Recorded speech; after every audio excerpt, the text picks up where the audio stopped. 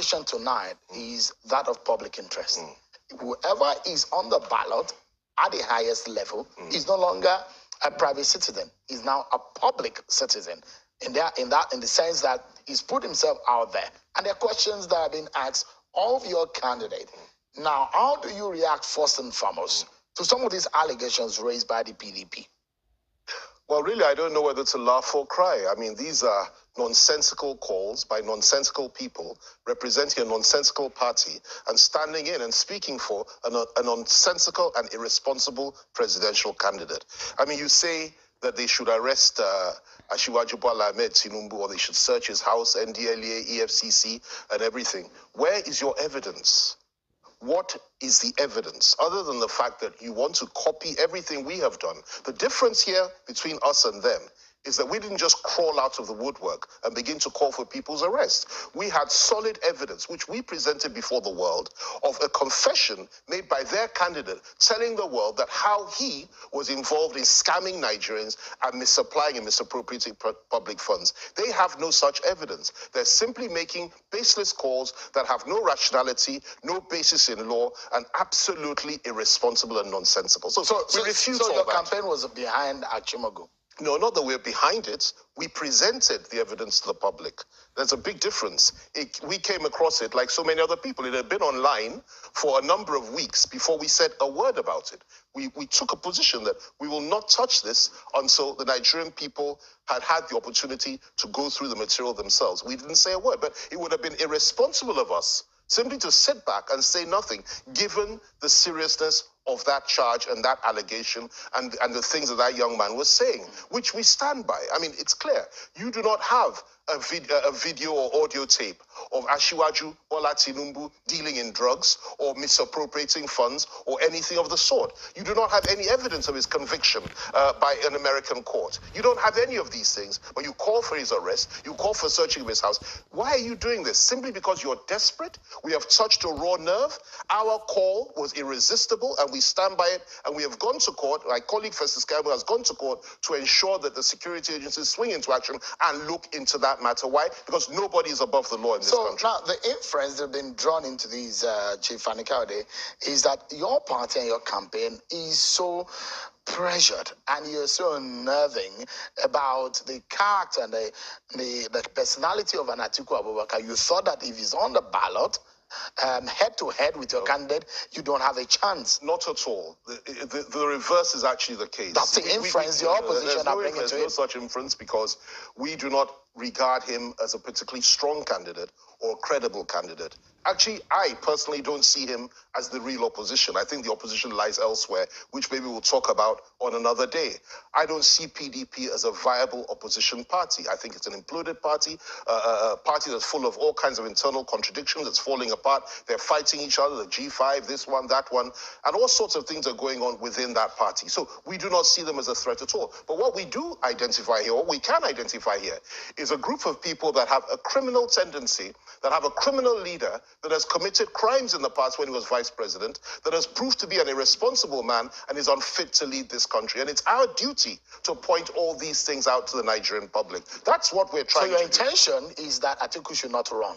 Not? Well, of course. That's what you're planning? No. The point is this. Our intention is to ensure that the security agencies do their job and actually look into the evidence that we have provided. We're not simply making allegations based on nothing. But your prayer to the court is that Atiku should step down. But of course, part of it is that Atiku should step down. Parts of it. That's just one aspect of it. The more serious part of it is the fact that he should be made to face criminal charges, like so many other people. So when I ask you the question about the inference that the PDP is drawing into this, is that you are so scared of Atiku. It's not a matter of... No, just a moment, Chief Fami Kayode, that you are so scared of Atiku Abubakar that you don't want him on the ballot. And the question is whether or not you probably would have waited until after this election to try all of these legal fireworks after the election. It's not a question of fear. It's a question of civic duty and responsibility. We have a responsibility to the Nigerian public and indeed to the world, to the people of this country, to speak truth at the relevant and appropriate time. And the truth is that a man that has confessed to using PVCs to steal public funds should not be on the ballot and instead should be behind bars. He has confessed, the evidence is there, something needs to be done about it, and we brought it to the knowledge of the public. What's the point of bringing it to the knowledge of the public after the election? Why would we do that? Why would we wait? We have no such obligation. We did it at the right time for the right reasons, and believe me, something will come out of that.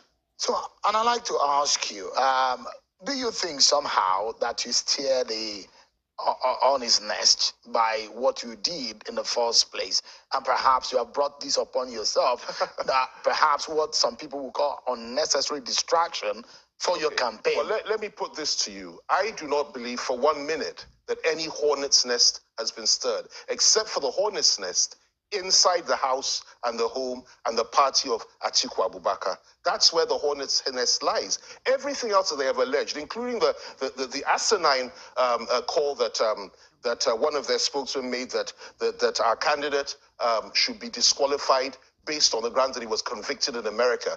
This is a simple lie, a fallacious mendacity, complete falsehood. He was never convicted. The Americans themselves said that he was not indicted and neither was he convicted. Yet they keep bleating like little children about these things. There's no basis of reality in it. But going back to what you asked me, look, it's a very simple thing. For us, this is a civic duty. We need to be responsible. And it is our duty to expose Atiku for what he really is. And we will continue to do that.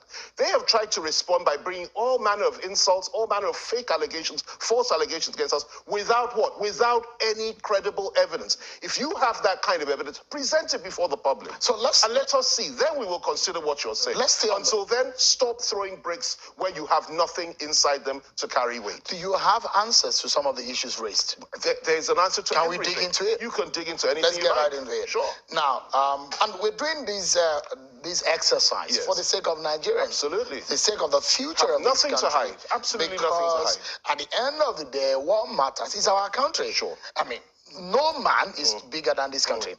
So let's get to it. First and foremost is the allegation on the issue of Alpha Beta, the consulting company that involved in issues of taxation with Lagos state government, and how funds allegedly cross ends between that company, the ownership that had been questioned, and the relationship it has with Bola Ahmed Tinubu.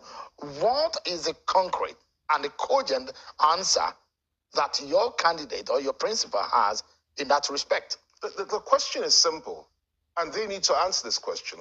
What is the relationship between Alpha Beta and Asiwaju Bola Ahmed Tinubu? He's not the owner of the company. He has no dealings with the company. The company came under his watch and it was contracted to do a job. It's done an excellent job in Lagos. It's worked in 6 other states of the Federation till today. Okay, so whatever happens in that company is between the company, the taxpayer, the taxman, and the law enforcement agencies and wherever they're operating.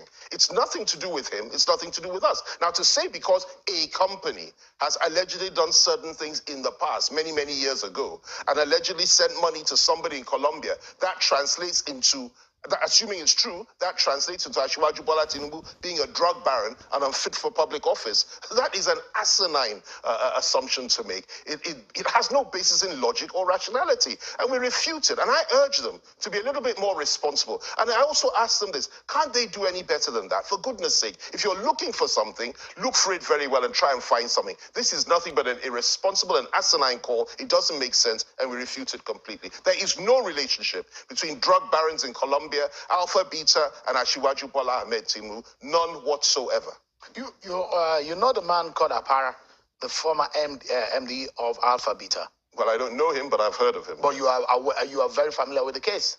I'm familiar with the case that he brought up some time back, some years ago. Okay. And I was reliably informed the matter was settled out of court. A lot of allegations were made. The matter was settled out of court. The allegations were wiped away. And just yesterday, I believe it was yesterday or the day before, that same man that made those allegations, that had that case, pronounced to the whole world that he believes that Asiwaju Bola Ahmed Tinubu will be an excellent president. Are you privy to some of the issues that man presented to the public. The issue for me is this. I don't need to be privy to it. You know why? Because it's been wiped away. He himself has withdrawn those just allegations. Just a moment. And thank goodness, just a moment, that you are a lawyer. Sure. That something was settled out of court doesn't mean there is not existence of an issue.